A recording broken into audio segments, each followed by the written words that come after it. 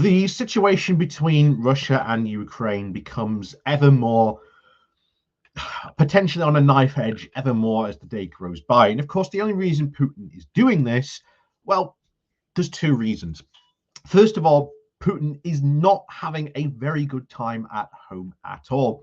His approval ratings have been, well, plummeting. And not only that, Russia's handling of the coronavirus crisis hasn't been, shall we say, that very well.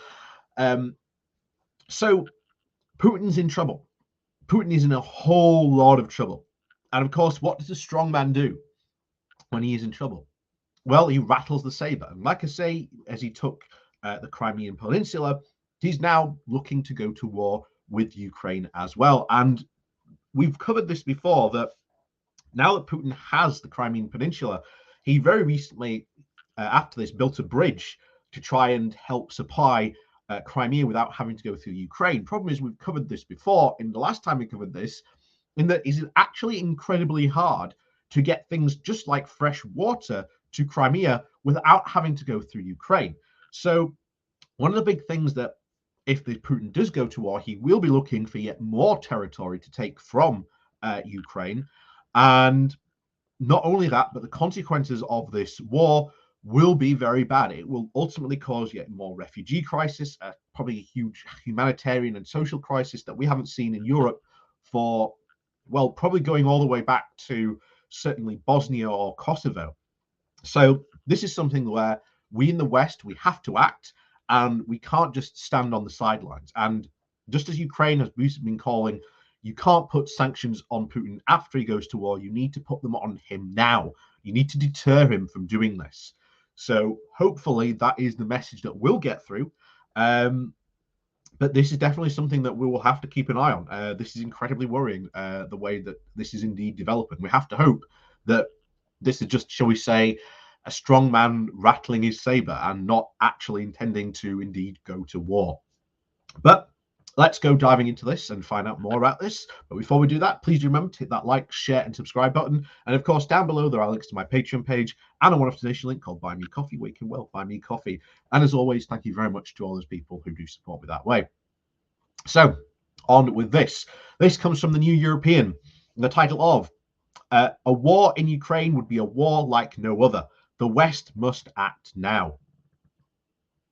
The crisis in Ukraine has become like one of those deadly hurricanes that never hits, but always veering north of the Hebrides at the very final moment. We'd better hope that it stays that way. Twice in the past 12 months, Vladimir Putin has mobilized a war's worth of armored vehicles to Ukraine's border. The first time was in March and April 2021, and the second time is ongoing and has triggered a very bout of panic US diplomacy. Europe is now closer to war than any other time in the past 30 years, says Poland's foreign minister, and I believe him. But many Westerners who may remember the pictures coming out of Iraq 19 years ago have no idea what a conventional war between peer-to-peer adversaries would be like. We were given a sneak preview of last week's cyber attack. In a full conflict, missiles and airstrikes would take out the energy grid, bridges, ports, railways.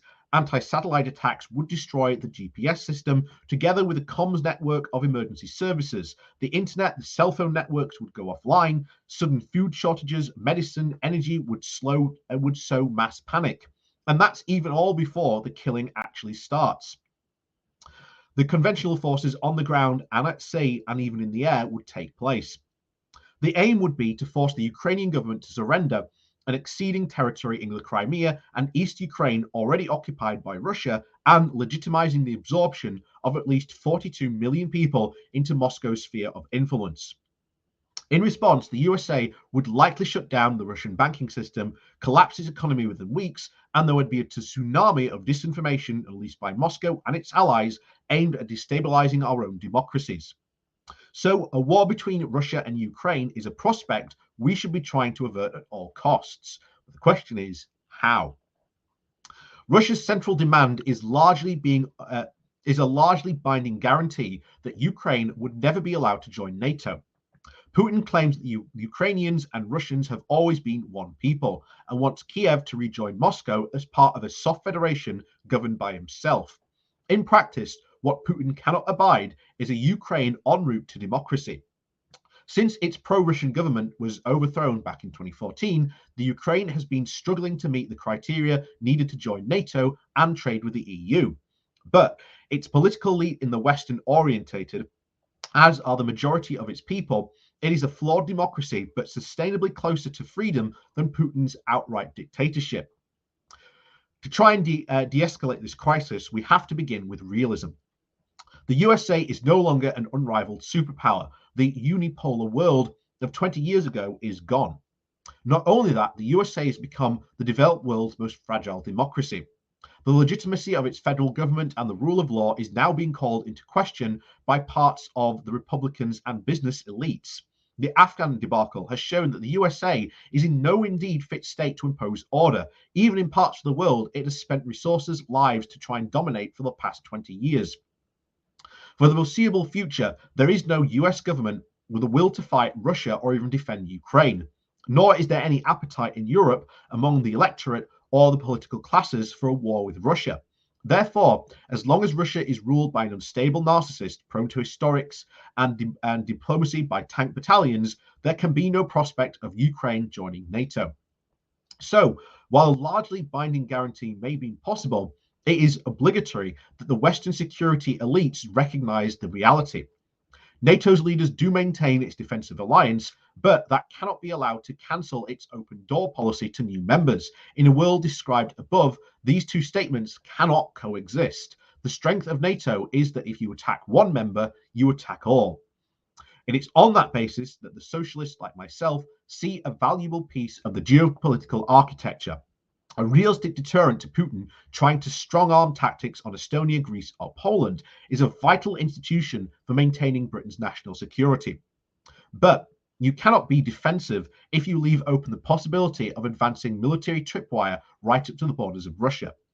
Now, even if there were two sides to regularly engage with each other in sniper and shell fire, the strategic realism dictates that Ukraine cannot join NATO this side of the democratic political uprising that will sweep Putin away himself. It can, however, become a stable and transparent democracy, abandoning the repressive measures against the left-wing opponents and ridding itself of the chronic corruption. And those should be the West's twin goals. Pursued by the inactive liberal and left and progressive movements in civil society. And in pursuit of that, the missing voices of those people and Russia's democratic opposition is rightly wary of a Western liberalism, whose main efforts in the 1990s were to plunge their country into an economic servitude. The communications exist between human rights groups and progressive movements, but they are hampered on both sides by a government whose accusations of collusion with the enemy. So it's time for civil society groups to reach across borders, mobilizing the people of Europe, Ukraine, Russia, and North America in a common effort to repudiate aggression and promote dialogue, compromise, and human rights. I've been in a war zone in Gaza in 2014, and I fear another approaching.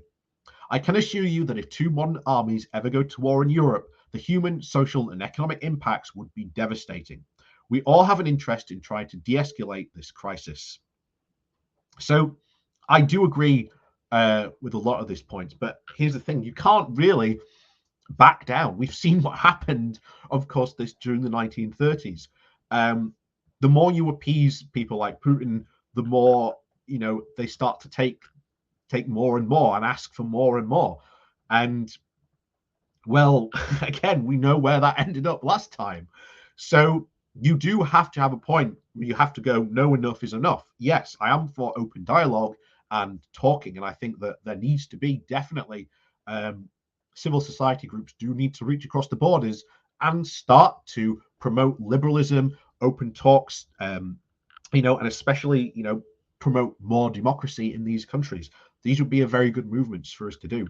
And again, it's definitely something that I would definitely support. But you cannot be afraid to sometimes go to war against people like Putin.